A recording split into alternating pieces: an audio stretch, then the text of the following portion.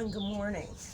So I am in the position where I really need to take a breath right now, and I'll tell you why in a minute, but let's do that usual breathe thing that I always talk about. So in through the nose, out through the mouth, 4 beats in, hold, 4 beats out. So here we go.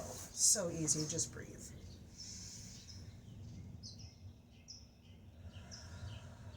Breathe from your belly and then fill up.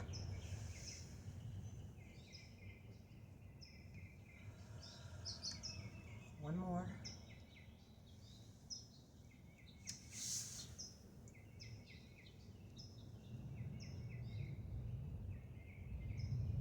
Feel better? A little more in your body, I hope? Good.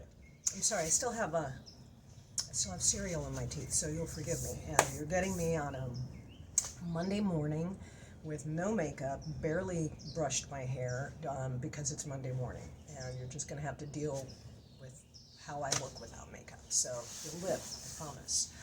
I really needed that breath because I just came out of really the week from hell. I had a whole bunch of difficult and tragic things happen. I had a friend of mine pass away very unexpectedly. It turns out that he died of pneumonia, but he also had COVID. And he had other health issues that, excuse me, that added to this problem. But he was a friend of mine for 42 years, and we were close. He was just one of those special people. He was one of my peeps, and he always had my back. So it was a particularly difficult week, and there were other things that happened too. And I've been just really needing to just breathe, and get myself back in my body and all of that, and still feel what I feel, right? I mean, not mourning somebody, not crying, not repressing all of that, it's just not healthy for anybody, right? So, in addition, one of the good things that happened is I have some relatives that are here, third or fourth cousin from Switzerland who's just a really super cool dude, and his son. So we're having a family visit and some family time. So that's a good thing, and that's been something for me to definitely look forward to in this hard time. It's just rough, but I keep telling me that I'm going to be okay. Keep telling myself I'm going to be fine. Ultimately I'm fine. As I'm sure you've heard on a meme or something, my record for getting through things is 100% so far. So we're just going to keep that going, right? But I'm going to throw a couple of more cups today while we're chatting. I've wedged my clay. Got a nice little clay ball going on here. I have my bat system in place, which I don't know. Did I show you the bat system? Did I? So this is a little square that goes and fits in here. And I have actually 2 sizes. We've got the big size, we got the small size, and we got the little holes right in here that go on the bat pins, which are here and here, that are on the wheel, and that keeps things stable. And what the bat's purpose is that you will, when things are squishy and wet, and because you've just thrown them, you don't want to necessarily pick them up like this because you can distort the form, right? Which you don't want to do because that gets a little frustrating and awful. So you just cut it off the bat with a wire tool, which, by the way, is over here. You cut it off with a wire tool and you set it aside and let it dry up a little bit so that it's a little more firm. You can get to the stage of trimming it or attaching handles or whatever it is that you want to do to your thingy, whatever it is that you're making.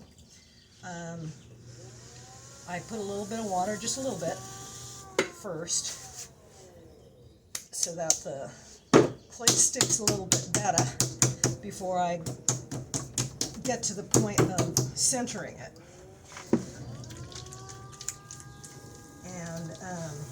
And as I mentioned to you in the last, I believe it was the last Pots and Thoughts, that your first few steps are always the same when you're doing this. You want to attach this little sucker to the wheel as best you can. I'm not even worried about getting it centered right now. I just want to squash it down to the wheel, but I don't want to squash this thing all the way down, right? Because then coning it up is more difficult, so we don't do that. Anyhow, so I want to talk, of all things, I want to talk about Kristi Noem. If you have not heard about this, you know, look, I know you're probably one of the people who's exhausted by people discussing politics, but I think it's really, really, right now, insanely important that we be informed about what's happening. Kristi Noem is potentially a runner for Trump's VP. Okay?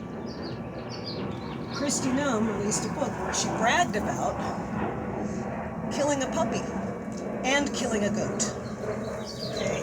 I hated that goat, so I killed it. That puppy was untrainable, so I killed it. Took it to a frickin' gravel pit, put a bullet in its brain. Like 12 or 14-month-old puppy. It's untrainable. No, it wasn't. It wasn't untrainable. All dogs are trainable. You just didn't bother. So why am I talking about this? Aside from the fact, hey Grace, come here. Come here. Aside from the fact that I own this wonderful creature. Come here. Hey, come here. Give me a kiss. No? She's such a brat. Anyway, come here. Come on, show people how pretty you are. Come here, Pretiosaurus Rex. Come here, Pretiosaurus Rex. Come here. Come over here. Aside from the fact, come on, hurry up. Oh my gosh, she's being brought this morning. Hey, right here. Right here. No, right here. She thinks I want her to lie down. You see her in the back. Anyhow. So aside from the fact that in spite of it being my dog, you can't train her.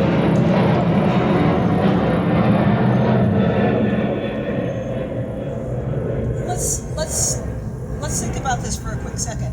How many other options were there for you before you took a 14-month-old puppy out and shot it? Perfectly healthy dog. Because it was a useless hunting dog. Well, 14 months old, they don't know what they're doing yet. And this is entirely on you because you weren't training it or paying for proper training.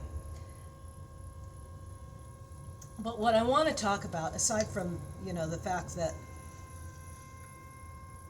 this poor animal died because of this woman's frickin' ego and insanity and cruelty, is that this is, unfortunately for our current Republican Party, and I mean the GOP,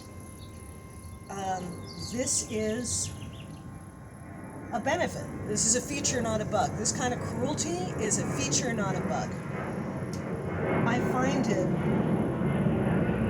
ironic that this is the party that right now their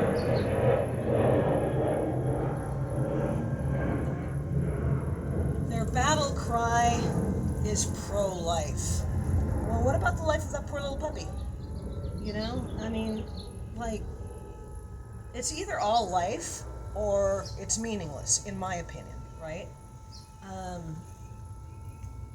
This is the group of people who now at this stage of the game are fully aware of the fact that their policies on abortion are causing women suffering because of all of the places where there are no exceptions. Not in the case of the mother's life, which means you're not pro-life, okay? Not in cases of rape, not in cases of incest, not in cases where the fetus is completely unviable, meaning that there are deformities or genetic abnormalities that will cause that fetus to die in the womb, basically, or it has died in the womb, or it will live, but for a very short period of time in agony and suffering the entire time it's taking breath. Okay? So I could go on to that, but just talk to an OBGYN right now about how horrible and horrifying this is. And I want to say that this is not acceptable in potential leaders. Killing a puppy is not an acceptable quality for somebody who is in a leadership position, because this is a very good indicator of their priorities, right? And I mean, it's really kind of funny, back in the day when my mom was still around and I was a little kid, one of the things she used to tell me was like, well, if that person will do it to another person, they'll do it to you too. And of course, you're a kid and you don't listen to your parents, and well, that's just nonsense. But it's true. And if our current GOP lionizes people like this, who killed the puppy, who killed the goat, and was so utterly without shame that they published it in their biography, then, it couldn't be more blatant that this individual is telling us who she is. But the fact that I have heard no outcry from anybody in the GOP about this doesn't mean it hasn't happened. I just haven't heard of it. That this is their choice. Cruelty is a policy decision at this point. And I want you to really consider if this is the way you want to continue to allow our country to go. Just as human beings, there should be a shying away. There should be a flinch at this act, at the knowledge of this act, at the knowledge of what kind of person this is, what kind of person anybody is who will just do that, rather than, I don't know, if you don't want the dog anymore and you hate the dog or whatever, you know what? Take it to a no-kill shelter. How's that?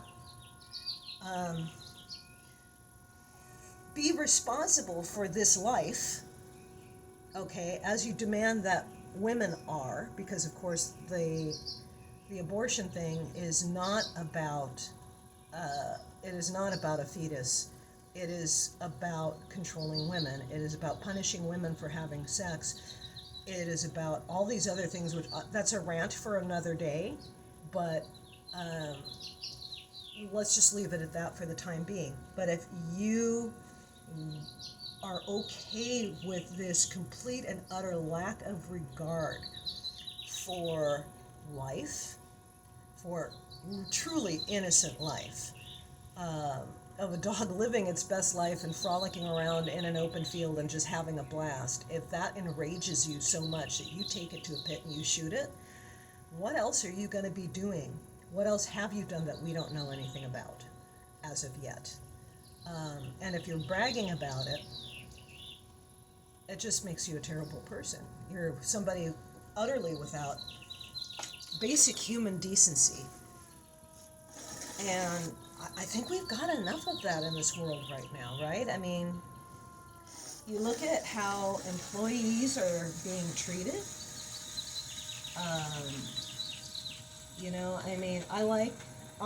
I like Biden a lot. I think he really screwed up in terms of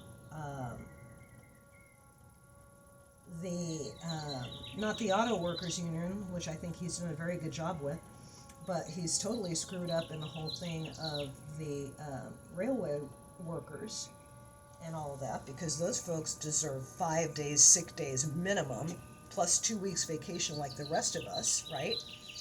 But, overall, the guy's done really well. Now, here's a guy who had a rescue German Shepherd, who unfortunately bit a bunch of people in the White House, which obviously can't happen. And he found somebody to take the dog where the dog was going to be happier and less stressed out. I can't even imagine the stress that a dog, let alone a protective breed like a German Shepherd. I can't even imagine the stress it would have been under, having people coming and going, people in uniform, and all of those things. And I think he did the right thing. Dude, if you can't handle your dog, you need to find somebody who can, and who will give it a good life and take good care of it, and train it and do all of those things that, as dog owners, we got to do, right? So anyhow, I'm a little off track here, but,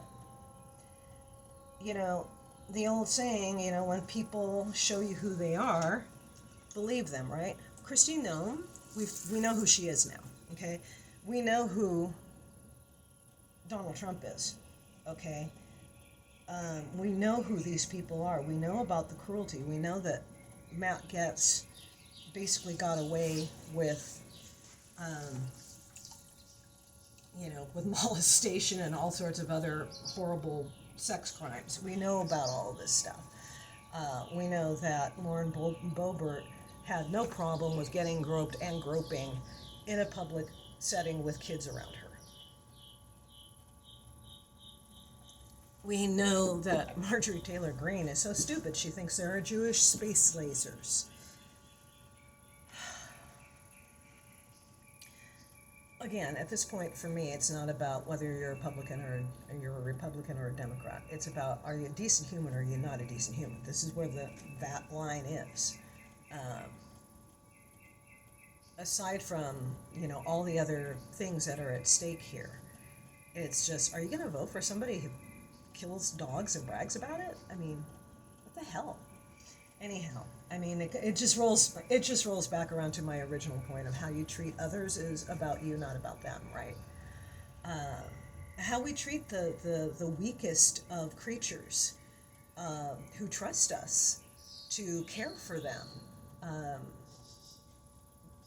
that is a big deal, If you're the kind of person who happily throws your dog or cat out the window of a moving car, that makes you not such a hot person, okay? If we're going to be the country that says it's pro-life, then it has to be all lives that we have to be concerned with. Whether they're human or not, we have to treat each other with kindness and compassion and empathy. I'm going to go because I'm just going to keep ranting about this, and I don't want to do that. But I just invite you to consider these things, which are very important. And this is about really who you are going to be moving forward as a human being. It really is. It is about you. It is about your soul. It is about practicing your own compassion. It is about practicing your own empathy for other living creatures, Grace, are you going to come here or what? She's like, no. Come here. Give me the face. There's the face. Okay, so finally you got a face. It's that face. I got you. I got your nose. So anyhow, I'm glad you joined me today. I'm sorry that today was kind of a downer.